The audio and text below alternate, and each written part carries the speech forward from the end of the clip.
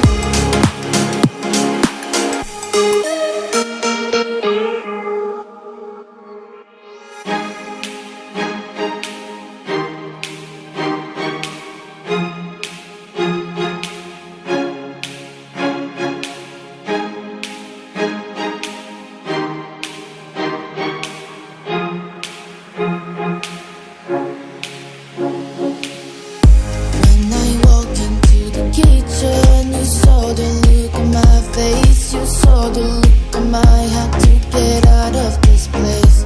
I seen something I've never seen before. When you put on the pineapple, we couldn't be friends anymore. Pineapple thousand, go on pizza. It's a fruit and you know that. Pineapple doesn't go on pizza. They just don't belong.